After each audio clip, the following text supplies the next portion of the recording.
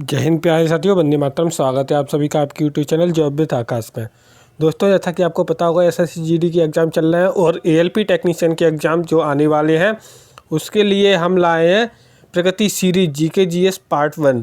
Part one में हम cover करेंगे प्राचीन भारत का इतिहास, top 15 question MCQ. Most important question रहेंगे जो इनसे बार क्वेश्चन नहीं आएगा। अगर आप इनको पढ़ के चले जाएंगे तो 100% आपका आउट ऑफ क्वेश्चन आ जाएंगे। टोटल नंबर आ जाएंगे। तो आपको इसको 100% पूरा देखना है और लास्ट में मैं एक वीडियो बताऊंगा, उसको आपको ध्यान से देखना है जिससे आपको सिलेक्शन में हेल्प मिल सके। ठीक है दोस्तों, चलिए आगे बढ़ते हैं और क्वेश्चन नंबर 1 पर आते हैं। क्वेश्चन नंबर 1 पर आते हैं। क्वेश्चन नंबर 1 क्या कह रहा है? क्वेश्चन नंबर 1 क्या कह रहा है? ध्यान से पढ़िए क्वेश्चन नंबर 1 को। क्वेश्चन नंबर 1 क्या कह रहा है? क्वेश्चन नंबर 1 कहता है कि इतिहास जानने के प्रमुख स्रोत नहीं है। इतिहास जानने का प्रमुख स्रोत नहीं है। इतिहास जानने का प्रमुख स्रोत कौन सा नहीं है सर? इतिहास जानने का प्रमुख स्रोत साहित्यिक स्रोत। हाँ, किताबों से हम अपना इतिहास जान सकते हैं तो ये हमारा सही हो जाएगा। पुरातात्विक स्रोत, हाँ पुरातात्विक स्रोत से भी हम जान सकते हैं। पुरातत्व विभाग जो कि हमें इतिहास के बारे में जानकारी देता है। ठीक है। विदेशी यात्रियों का विवरण। अब विदेशी यात्रियों का विवरण क्या है?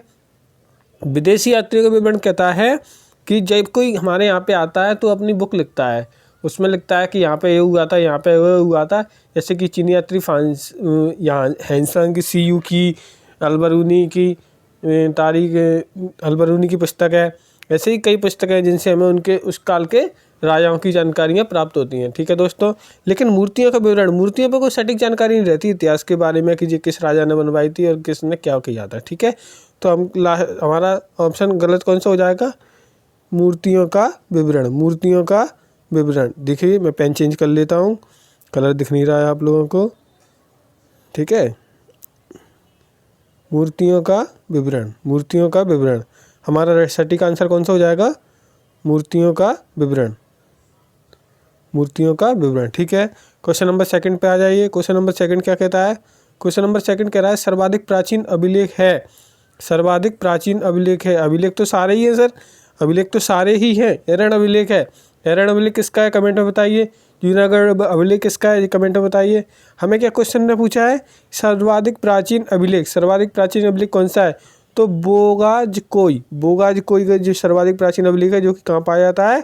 अफगानिस्तान में पाया जाता है, बलूचिस्तान में पाया जाता है। ठीक है दोस्तों, प्राचीन भारत के इतिहास का सबसे पुराना अभिलेख है बोगाजकोई। बोगाजकोई। ठीक है, क्वेश्चन नंबर 3 पर आ जाइए। क्वेश्चन नंबर 3 क्या कह रहा है? क्वेश्चन नंबर 3 कहता है माफ़ कीजिए, सबसे प्राचीन सिक्के कहलाते हैं। सबसे प्राचीन सिक्के हमारे भारतीय इतिहास के सबसे प्राचीन सिक्के कौन से कहलाते हैं? कांस्य मुद्राएं। हाँ, कांस्य की बनाई तो थी लेकिन उनको कांस्य मुद्रा धातु है, वो तो एक तरह से निकल मुद्रा, ये भी धातु है। कली मुद्रा, ये तो कोई मुद्रा ही नहीं है। अब बचा कौन सा? आहत मुद्रा। तो हमारा आंसर कौन सा हो जाएगा? आहत मुद्रा। ठीक है दोस्तों, हमारा आंसर कौन सा हो जाएगा? ऑप्शन नंबर 3 आहत मुद्रा। इसे पंचमार्क सिक्के भी कहते हैं। पंचमार्क भी लिखा है ऑप्शन में, तो आप उसे भी राइट कर सकते हैं अगर आहत की जगह पंचमार्क का है। ठीक है, आहत को, आहत यानी पंच करना, उसे ही पंचमार्क कहते हैं। पंच को मारकर सिक्के बनाना। ठीक है, चलिए क्वेश्चन नंबर 4 पर आते हैं। क्वेश्चन नंबर 4 क्या कह रहा है? दक्षिण भारत के मंदिरों की शैली कैसी है? Very most important question, very most important question. इसको आप IMP लगा सकते हैं। IMP very most important question है। 3 स्टार लगा लीजिए इस क्वेश्चन पर। ठीक है दोस्तों, नागर शैली। नागर शैली के मंदिर कहाँ बनाए जाते हैं? तो ये उत्तर भारत में बनाए जाते हैं। द्राविड़ शैली के मंदिर कहाँ बनाए जाते हैं? द्राविड़ शैली के मंदिर बनाए जाते हैं हमारे दक्षिण भारत में। द्राविड़ शैली के मंदिर कहाँ बनाए जाते हैं दोस्तों? दक्षिण भारत में। द्राविड़ शैली के मंदिर बनाए जाते हैं दक्षिण भारत में। और बेसर शैली, ये हमारा दक्षिण और उत्तर के बीच का जो हिस्सा रहता है तो उसमें हमारे वेसर शैली के मंदिर बनाए जाते हैं। ठीक है दोस्तों, आई होप आपको समझ में आया होगा। चलिए क्वेश्चन नंबर 5 पर आते हैं। क्वेश्चन नंबर 5 क्या कह रहा है? क्वेश्चन नंबर 5 कहता है ब्राह्मण साहित्य की सबसे प्राचीन ग्रंथ कौन सा है? ब्राह्मण साहित्य की सबसे प्राचीन, ब्राह्मण साहित्य का होना चाहिए था, यहाँ पे टाइपिंग मिस्टेक है, कोई दिक्कत नहीं है, हमें क्वेश्चन से मतलब है। ब्राह्मण साहित्य की का सबसे प्राचीन ग्रंथ कौन सा है? तो ब्राह्मण साहित्य का सबसे प्राचीन ग्रंथ कौन सा हो जाएगा दोस्तों? सबसे पुराने क्या है हमारे? वेद हैं। सबसे पुराने क्या है हमारे? वेद। वेद है सबसे पुराने हमारे, क्या है? वेद। ठीक है, चलिए क्वेश्चन नंबर 6 पर आ जाइए। क्वेश्चन नंबर 6 क्या कह रहा है? टॉलमी की पुस्तक का नाम है, टॉलमी की पुस्तक का नाम है। क्वेश्चन नंबर 6 क्या कह रहा है? टॉलमी की पुस्तक का नाम है। टॉलमी की पुस्तक का क्या नाम है सर? टॉलमी की पुस्तक का नाम नेचुरल हिस्टोरिका। किसकी पुस्तक है ये? नेचुरल हिस्टोरिका, प्लिनी की। अभिधम पिटक ये उसका है नेचुरल हिस्टोरिका, ये टॉलमी की पुस्तक है, माफ़ कीजिए टॉलमी की पुस्तक है। टॉलमी की पुस्तक का क्या नाम है? Natural Historica. महाभाष्य ये महाभारत का है, पाणिनि का है महाभाष्य। और इंडिका किसकी है? इंडिका है किसकी? हमारे मेगास्थनीज जी की है इंडिका। कमेंट बॉक्स में बताइए मेगास्थनीज कहाँ का दूत था, कहाँ का रहने वाला था मेगास्थनीज। जोरवे संस्कृति किस प्रकार की संस्कृति थी? जोरवे संस्कृति जो कि मालवा क्षेत्र में रहती थी। कहाँ पर रहती थी दोस्तों? मालवा क्षेत्र में। मालवा क्षेत्र कहाँ पर रहती थी? मालवा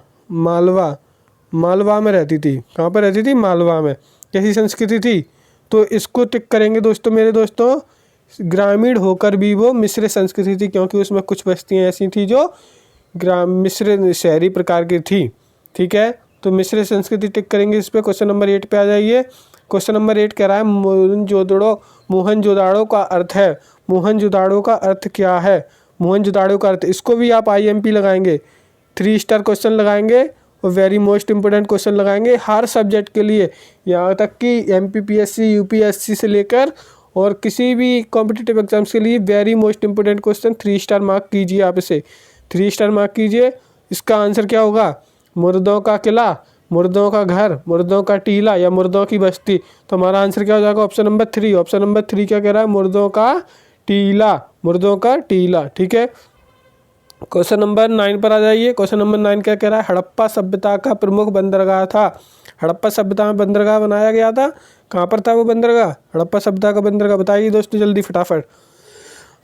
माफ़ कीजिए, हड़प्पा सभ्यता का जो बंदरगाह था, हड़प्पा सभ्यता का बंदरगाह था कालीबंगन में? नहीं। राखीगढ़ में? नहीं, तो हरियाणा में पड़ता है। धौलावीरा? नहीं, राजस्थान में पड़ता है। लोथल जो कि कहाँ पड़ता है? लोथल कमेंट बॉक्स में बताइए कहाँ पड़ता है लोथल हड़प्पा सभ्यता का एक नगर है जो कहाँ पड़ता है, बताइए जल्दी फटाफट कमेंट बॉक्स में लिखकर। ठीक है, और सेशन को अगर अच्छा लग रहा हो सेशन को लाइक कीजिए, ना चैनल पर नए हैं तो सब्सक्राइब भी कीजिए। ठीक है, बहुत मेहनत लगती है दोस्तों, हमें मोटिवेशन भी मिलेगा इससे कि हाँ दोस्तों को कोई फ़ायदा तो हो रहा है, इसलिए हम और भी वीडियो ऐसी बनाएंगे। ठीक है दोस्तों, चलिए अगला क्वेश्चन नंबर 10 देखते हैं क्या है। कौन सा हड़प्पा नगर सरस्वती नदी के किनारे था? सरस्वती नदी के किनारे कौन सा हड़प्पा नगर था? मोहनजोदाड़ो? नहीं, मोहनजोदाड़ो रावी नदी के निकट था। कौन सा था? लोथल? नहीं, ये तो गुजरात में पड़ता है। सरस्वती नदी तो हमारी हरियाणा में रहती थी। और आलमगीरपुर? नहीं, ये तो उत्तर प्रदेश में है। तो हमारा बचा कौन सा? एलिमिनेट कीजिए क्वेश्चंस को जब एलिमिनेट करेंगे ना आप तो आपका आंसर पहले ही निकल आएगा। ठीक है, क्वेश्चन नंबर कौन सा? बनवाली कहाँ पड़ता है जी? बनवाली भी हरियाणा में ही पड़ता है, आई थिंक। हाँ, हरियाणा में पड़ता है बनवाली। ठीक है, अगला क्वेश्चन नंबर आ जाइए। क्वेश्चन नंबर 10 आ जाइए, माफ़ कीजिए क्वेश्चन नंबर 11। गाने योग वैदिक ग्रंथ है। ऐसा कौन सा वैदिक ग्रंथ है जिसको गाया जाता है? गाने के रूप में उसको गाया जाता है। तो वैदिक ग्रंथ से क्वेश्चन आया है जी, वैदिक युग से आया है, वेदों से आया है। तो इसका कौन सा आंसर हो जाएगा दोस्तों? कौन सा आंसर हो जाएगा? सामवेद जो कि गाया जाता है। सामवेद गाकर, इसमें यज्ञों की आई है ना, तो इसको गाते हैं, वेद मंत्र होते हैं। ऋग्वैदिक काल में समाज की सबसे छोटी इकाई, वेरी मोस्ट इंपोर्टेंट क्वेश्चन, इसको भी IMP टिक कीजिए। जो मैं क्वेश्चन बता रहा हूँ उनको IMP टिक कीजिए। बहुत इंपॉर्टेंट क्वेश्चन है ये, बहुत इंपॉर्टेंट क्वेश्चन है, इसको IMP टिक कीजिए आप। ठीक है दोस्तों, IMP टिक कीजिए इसको। चलिए आते हैं अगले क्वेश्चन पर।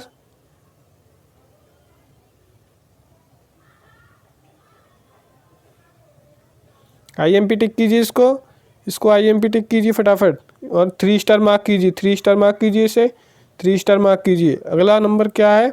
तो इसका आंसर क्या हो जाएगा? ऋग्वैदिक काल की सबसे छोटी इकाई, समाज की सबसे छोटी इकाई क्या थी? परिवार, ग्राम, खानदान या व्यक्ति? सबसे छोटी व्यक्ति होगी, लेकिन व्यक्ति तो कोई इकाई नहीं होती है, तो क्या हो जाएगा? ग्राम भी नहीं होगा, खानदान भी नहीं होगा। क्या हो जाएगा आंसर हमारा? परिवार हो जाएगा हमारा राइट आंसर। चलिए अगला देखते हैं। Question number 13। क्वेश्चन नंबर 13 क्या कह रहा है? आर्यों का प्रमुख व्यवसाय क्या था? आर्यों का प्रमुख व्यवसाय क्या था? कृषि इनका सही आंसर लगाएंगे। आर्यों का प्रमुख व्यवसाय क्या था? कृषि? नहीं, कृषि नहीं था। आर्य क्या करते थे?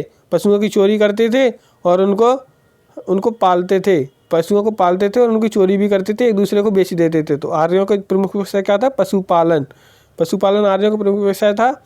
बौद्ध धर्म के संस्थापक, very most important question, IMP टिक कीजिए इसे, IMP टिक कीजिए, IMP टिक कीजिए और 3 स्टार लगाइए इस पर फटाफट, 3 स्टार मार्क कीजिए इस पर और फटाफट आंसर कमेंट बॉक्स में लिखिए। इसका क्या होगा? जल्दी बताइए आंसर इसका कमेंट बॉक्स में क्या होगा? इसका आंसर फटाफट बताइए।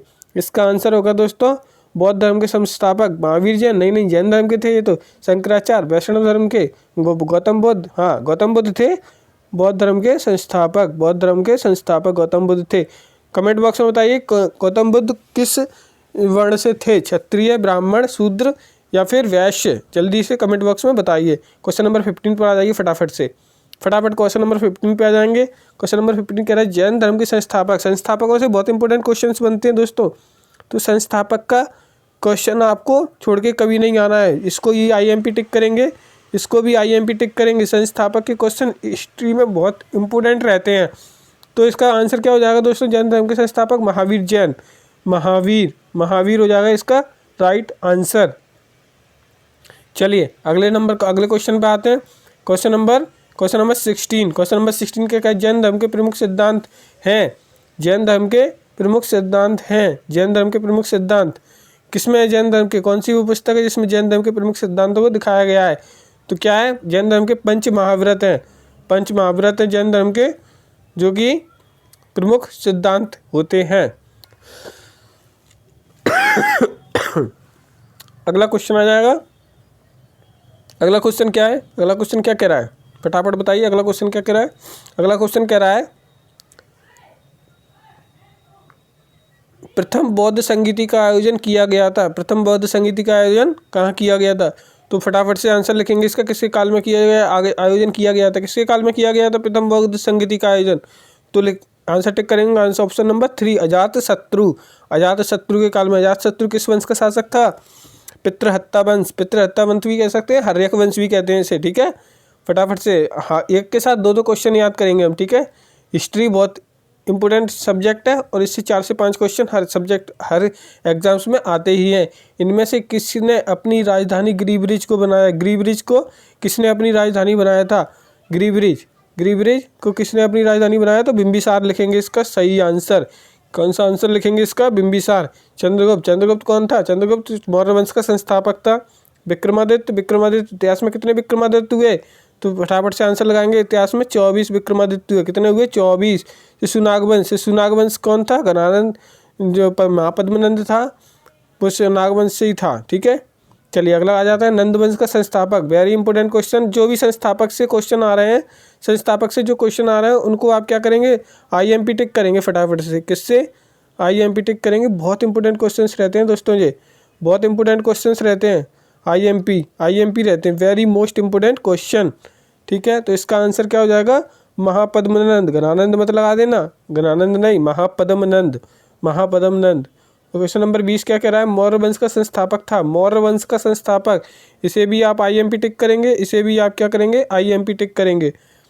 3 स्टार मार्क कीजिए इसे, 3 स्टार मार्क कीजिए। ये तो बहुत इसको 5 कर लीजिए। एक काम कीजिए, 5 कर लीजिए इसको। इसका आंसर क्या हो जाएगा? कमेंट बॉक्स में बताइए जल्दी। तो कौन हो जाएगा? अभी मैंने बताया था कुछ ही देर पहले, चंद्रगुप्त। कौन था? चंद्रगुप्त। किसकी सहायता से किया था इसने? कमेंट बॉक्स में इसका आंसर बताइए। कमेंट बॉक्स में बताइए किसकी सहायता से इसने मौर्य वंश की स्थापना की थी। ठीक है, क्वेश्चन नंबर 21 पर आ जाइए। मौर्य वंश का संस्थापक था, ये भी वही हो गया। अच्छा, डबल बार प्रिंट हो गया। चलिए अगले क्वेश्चन पर आ जाते हैं। अगला क्वेश्चन क्या कह रहा है? मेगास्थनीज की पुस्तक का नाम। मेगास्थनीज की पुस्तक का क्या नाम था? मेगास्थनीज की पुस्तक का जो नाम था वो क्या था? जल्दी से बताइए। किस किस को याद है? किस किस को याद है? अभी मैंने बताया था, अभी थोड़ी देर पहले मैंने बताया था। किस किस को याद है? क्या हो जाएगा इसका नाम? इंडिका। किसका क्या नाम हो जाएगा इसका? इंडिका हो जाएगा इसका नाम। ठीक है, मुद्रा राक्षस किसकी पुस्तक है? मुद्रा राक्षस किसकी पुस्तक है? कमेंट बॉक्स में बताइए फटाफट। किसकी पुस्तक है? मुद्रा राक्षस। ठीक है, अगला क्वेश्चन पे आ जाते हैं। कलिंग युद्ध के समय मगध का शासक कौन था? कलिंग युद्ध हुआ था मगध साम्राज्य के बीच में और उड़ीसा साम्राज्य के बीच में। तो उसके समय मगध का शासक कौन था? तो इसका आंसर क्या हो जाएगा? अगर इसका आंसर आपने नहीं दिया तो आप तो फिर कंपटीशन नहीं कीजिए। ठीक है, वेरी इजी क्वेश्चन है ये। ठीक है, और हर क्वेश्चन में आता, हर कॉम्पिटिटिव एग्जाम्स में आता है। कौन हो जाएगा इसका? अशोक। अशोक के समय में हुआ था कलिंग, इसीलिए तो उसने हथियार डाल दिए थे, हथियार छोड़ दिए थे लड़ना और धम्म को अपना लिया था। ठीक है, अगला क्वेश्चन है क्वेश्चन नंबर 24। मौर्य प्रशासन तंत्र की झलक मिलती है। मौर्य प्रशासन तंत्र की झलक हमें किससे मिलती है? ऐसा कौन सी पुस्तक है जिससे मौर्य प्रशासन तंत्र की हमें झलक मिलती है? मौर्य प्रशासन तंत्र जिसमें मौर्यों के प्रशासन का वर्णन किया गया। मौर्यों के समय ये बताइए कौन सा इतिहासकार था? तो हमेशा हमें पता है मेगास्थनीज था, तो अवश्य उसने इंडिका से मिलेगा, हमको इंडिका से मिलेगा। तो किससे मिलेगा? इंडिका से। अगला क्वेश्चन पे जाते हैं 25, क्वेश्चन नंबर 25। प्राचीन काल में महाजनपदों की संख्या कितनी थी? कितनी थी महाजनपदों की संख्या? बताइए। ये भी वेरी इजी क्वेश्चन है, वेरी इजी क्वेश्चन है ये भी। ठीक है, वेरी इजी क्वेश्चन है। तो क्वेश्चन नंबर आंसर नंबर लगाएंगे हम 3, आंसर नंबर 3 16 महाजनपद थी, जिसमें से मगध सबसे बड़ी जनपद थी। मगध सबसे बड़ी जनपद थी। अगला क्वेश्चन आ जाएगा क्वेश्चन नंबर 26। क्वेश्चन नंबर 26 क्या कर रहा है? 26 क्वेश्चन हो चुके हैं, कोई लाइक सब्सक्राइब नहीं कर रहा है, जल्दी से चैनल को सब्सक्राइब कीजिए, शेयर भी कीजिए, सारे बच्चों को पता चल सके। एग्जाम का टाइम है, 2024 चल रहा है, अभी सिलेक्शन नहीं ले पाया तो शायद ही आप 5 साल तक कभी सिलेक्शन ले पाए। ठीक है, तो जल्दी से जल्दी जुड़ जाइए, सेशन को शेयर कीजिए। ठीक है, और हर रोज़ हमारी ऐसी सेशन आएंगे। चलिए अगला क्वेश्चन है 26, क्वेश्चन नंबर 26। क्वेश्चन नंबर 26 कह रहा है मौर्य प्रशासन में सेना का सबसे बड़ा अधिकारी कौन होता था? सेना का, ध्यान से पढ़िए क्वेश्चन को, क्या कह रहा है? सेना का सबसे बड़ा अधिकारी, सेना का सबसे बड़ा अधिकारी कौन था? सेना का सबसे बड़ा अधिकारी कौन था? अमात्य? नहीं। सेनापति? समझ नहीं सकते। समाहर्ता? नहीं, ये तो हो ही नहीं सकता। और सन्निधाता? नहीं, ये अमात्य होता था, पुरोहित टाइप का एक तरह से। सेना समाहर्ता होता था कर संग्रह करने वाला, और कोषाध्यक्ष होता था सन्निधाता। तो अगर लास्ट ऑप्शन कौन बचा? सेनापति। सेनापति हो जाएगा सेना का सबसे बड़ा अधिकारी। ठीक है, इसको आप एलिमिनेशन से जल्दी सॉल्व करेंगे सवालों को, तो हमेशा एलिमिनेशन मेथड लगाइए। जो क्वेश्चन गलत लग रहा है उसको सबसे पहले काटिए, इससे हमारे प्रोबेबिलिटी बढ़ जाती है। ठीक है, प्रोबेबिलिटी बढ़ जाती है। प्राचीन भारत का स्वर्णकाल कहा जाता है। प्राचीन भारत का स्वर्णकाल, ये भी बहुत इंपॉर्टेंट क्वेश्चन है, वेरी मोस्ट इंपॉर्टेंट क्वेश्चन। इस पर आप जितने स्टार लगा पाए उतने लगा लीजिए। ये बहुत इंपॉर्टेंट क्वेश्चन है, लगभग हर बच्चे को आना चाहिए जो पढ़ रहा है। प्राचीन भारत का स्वर्णकाल कहा जाता है, कौन से एज को कहा जाता है? तो हमें पता है गुप्तों के काल को कहा जाता है। किस कारण से कहा जाता है? कमेंट बॉक्स में बताइए किस कारण से इसका हमें गुप्तों का काल को प्राचीन भारत का स्वर्णकाल कहा जाता है। ठीक है, क्वेश्चन नंबर 28, पाल वंश की स्थापना। और ये पाल वंश की स्थापना किसने की थी? जल्दी से बताइए, पाल वंश की स्थापना किसने की थी? पाल वंश था जो बंगाल पर खास करके शासन करता था, उसकी स्थापना किसने की थी? तो उसकी स्थापना की थी गोपाल। किसने की थी? गोपाल ने। किसने की थी? गोपाल ने। क्वेश्चन नंबर 29 पर आ जाएंगे। प्रतिहारों को कहा जाता था, प्रतिहारों का अन्य नाम भी था। प्रतिहारों का अन्य नाम क्या था? प्रतिहारों का अन्य नाम क्या था? प्रतिहारों का अन्य नाम क्या था? तो प्रतिहारों का अन्य नाम बताइए जल्दी से, क्या था? तो गुर्जर प्रतिहार था प्रतिहारों का अन्य नाम। ठीक है, कैलाशनाथ मंदिर का निर्माण किस वंश के शासकों ने करवाया था? कैलाशनाथ मंदिर का निर्माण, कैलाशनाथ मंदिरों का निर्माण किस वंश के शासकों ने करवाया था? दोस्तों फटाफट से इसका आंसर बताइए।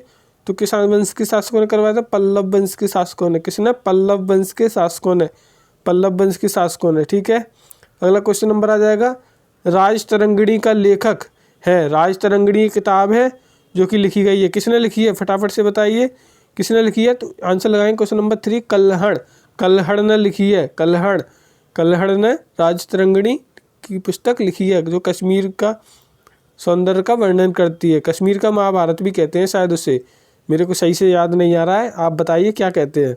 सोमनाथ पर आक्रमण के समय वहाँ का शासक था। सोमनाथ पर आक्रमण के समय, सोमनाथ पर किसने आक्रमण किया था?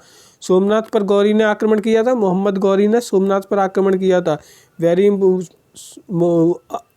माफ़ कीजिए, मोहम्मद गौरी ने नहीं, उसने महमूद गजनवी ने आक्रमण किया था। माफ़ कीजिए, महमूद गजनवी ने आक्रमण किया था। उस समय पर गुजरात का शासक कौन था? तो भीम प्रथम। आंसर लगाएंगे भीम प्रथम वहाँ का शासक था। भीम प्रथम वहाँ का शासक था जब सोमनाथ पर आक्रमण किया गया था। बताइए, महमूद गजनवी ने भारत पर कुल कितनी बार आक्रमण किया? ठीक है, प्राचीन इतिहास में कुल कितने विक्रमादित्य हुए? ये भी क्वेश्चन अच्छा है, क्वेश्चन बन सकता है। 2 स्टार इस पर भी लगा लीजिए, ठीक है, 2 स्टार इस पर भी लगा लीजिए। IMP MCQ में से आप डाल सकते हैं, अच्छा क्वेश्चन है। तो प्राचीन भारत में कुल कितने विक्रमादित्य हुए? तो कितने विक्रमादित्य हुए मेरे दोस्तों? इसमें शायद आंसर मैंने गलत लिख दिया है, इसमें आंसर गलत लिख दिया है। मैं बता देता हूँ कितने विक्रमादित्य हुए। प्राचीन भारत में कुल 24 विक्रमादित्य हुए। मैंने अभी थोड़ी देर पहले ही बताया था, आपको शायद याद होगा, लिख नहीं पाया, वो टाइपिंग मिस्टेक हो गई है। 24 विक्रमादित्य हुए, जिनमें से एक विक्रमादित्य कौन थे? हमारे मध्य प्रदेश के विक्रमादित्य थे, जिनके नाम पर विक्रम संवत चलाया जाता है, ठीक है। क्वेश्चन नंबर 34, राष्ट्रकूट वंश का संस्थापक था। राष्ट्रकूट वंश का संस्थापक, राष्ट्रकूट वंश जो कि साउथ में रूल करता था, उस वंश का संस्थापक कौन था? तो उस वंश का संस्थापक था दंती दुर्ग। कौन था? दंती दुर्ग। दंती दुर्ग राष्ट्रकूट वंश का संस्थापक था। क्वेश्चन नंबर अगला आ जाएगा 35, कैलाश मंदिर का निर्माण किस वंश के शासकों ने करवाया था? कैलाश मंदिर का निर्माण किस शासक ने करवाया था? कैलाश मंदिर का निर्माण किस शासक ने करवाया था? कैलाश मंदिर का निर्माण किस शासक ने करवाया था? तो किस शासक ने करवाया था? दंती दुर्ग ने। किसने करवाया था? दंती दुर्ग ने। अगला क्वेश्चन आ जाएगा क्वेश्चन नंबर 36, राष्ट्रकूटों की भाषा कौन सी थी?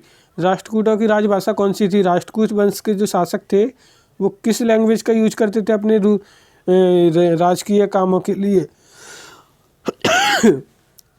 तो बताइए कौन सा राष्ट्रकूट वंश के शासक कौन सी लैंग्वेज यूज करते थे?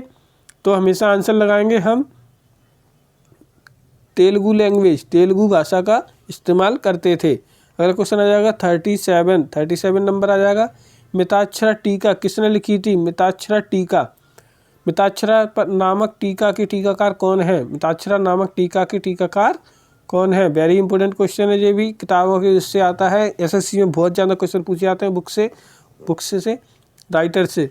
तो इसका आंसर क्या हो जाएगा? विज्ञानेश्वर। साउथ हिस्ट्री से भी आ सकता है, कोई कह नहीं सकते SSC कहाँ से पूछ ले क्वेश्चन, कोई नहीं कह सकता, ठीक है। 37 नंबर क्वेश्चन 38 नंबर पे आ जाएगी, चोल वंश के संस्थापक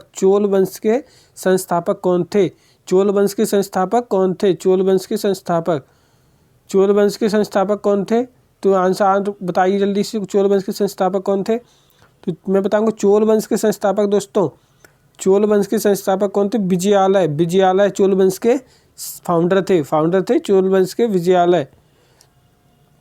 क्वेश्चन नंबर अगला आ जाएगा 39, कश्मीर का नीरो किसे कहा जाता है? वेरी इंपॉर्टेंट क्वेश्चन लगा लीजिए, जितने स्टार हो सके उतने स्टार लगा लीजिए फटाफट से इस पर, और इसे IMP नहीं MIMP लगा लीजिए, मोस्ट इम्पोर्टेंट, ठीक है। कौन थे? कश्मीर का नीरो किसे कहा जाता है?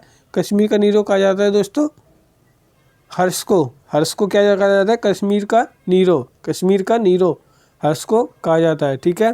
अगला क्वेश्चन आ जाएगा, अगला क्वेश्चन 40 नंबर क्वेश्चन आ जाएगा, कन्नौज का त्रिपक्षीय संघर्ष, इसे भी आप उसी श्रेणी में डाल लीजिए, MIMP very most important question, ठीक है।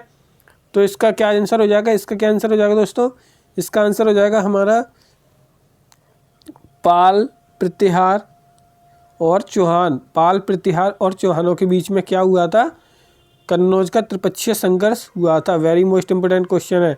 सर्वाधिक सोने के सिक्के, ये भी लगातार 3 बेहतरीन क्वेश्चन आ चुके हैं, आप देख लीजिए कितनी शानदार PDF बनी है।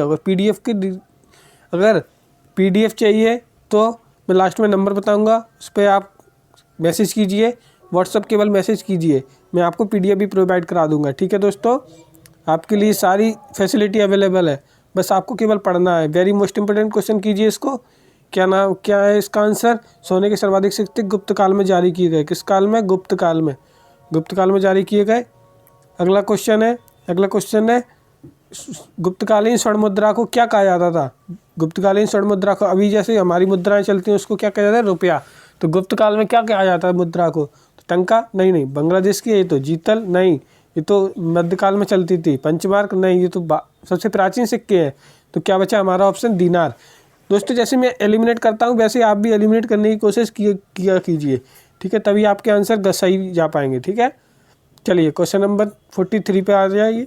क्वेश्चन नंबर 43 कह रहा है, क्वेश्चन नंबर 43 क्या कह रहा है? क्वेश्चन नंबर 43 कह रहा है, गुप्तकालीन स्थानीय प्रशासन की सबसे छोटी इकाई है। गुप्तकालीन स्थानीय प्रशासन की सबसे छोटी इकाई है।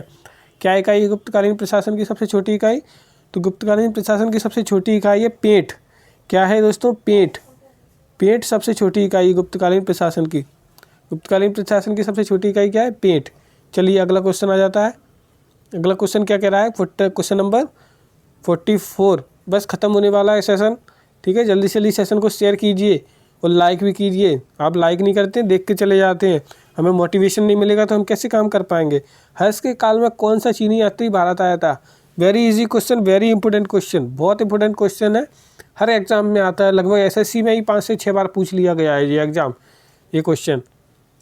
तो हर्ष के काल में कौन सा यात्री आया था? हेनसांग। इसकी पुस्तक का नाम आपको कमेंट बॉक्स में लिख के बताना है कि पुस्तक का क्या नाम है, ठीक है दोस्तों।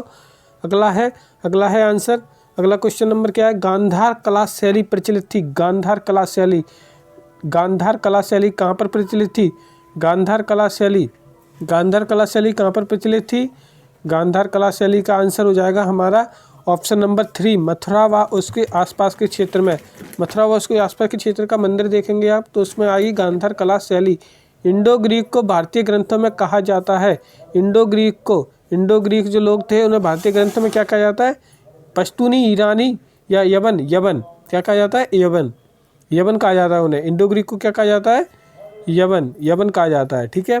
क्वेश्चन नंबर अगला आ जाइए 47। क्वेश्चन नंबर 47, सातवाहन वंश का शासक। इस पे भी आप जितने स्टार लगा सके उतने स्टार लगा लीजिए और इसको भी आईएमपी श्रेणी में, आईएमपी नहीं MMIMP रख लीजिए क्योंकि ये भी बहुत इंपॉर्टेंट क्वेश्चन है। इसका आंसर क्या हो जाएगा? कलिंग नहीं, वज्रपति, सतकर्णी नहीं सर, सिमुक होगा इसका आंसर। क्या होगा? सिमुक। चलिए अगला क्वेश्चन आता है। अगला क्वेश्चन क्या कह रहा है? 48, किस वंश के शासक अपने नाम से पहले माता का नाम लगाते थे? ऐसे कौन से शासक थे जो अपने नाम से पहले अपनी माँ का नाम लगाते थे? चोल नहीं, चेर नहीं, पांड नहीं। एलिमिनेट कीजिए कौन सा हो जाएगा? सातवाहन वंश। अगला क्वेश्चन है क्वेश्चन नंबर 49, सातवाहन शासकों ने किस धातु के सिक्के चलाए थे? सातवाहन धातु ने, बहुत वायरल क्वेश्चन है। सातवाहन शासकों ने कौन से सिक्के चलाए थे? तो शीशे के सिक्के चलाए थे। हमेशा ध्यान रखना, कौन से? शीशे के सिक्के चलाए थे। लास्ट क्वेश्चन है दोस्तों, सर्वप्रथम शीशे के सिक्के किसने चलाए थे? सातवाहनों ने। चलिए ठीक है, आज यहीं तक रखते हैं। आई होप सेशन को अच्छा लगा होगा। लाइक कीजिए, चैनल को सब्सक्राइब कीजिए और ज़्यादा से ज़्यादा शेयर कीजिए। और अगली वीडियो बताइए किसके टॉपिक पर बनाऊँ, मैं उसी वीडियो को आपको अपलोड करूँगा। Thank you, take care, have a good day.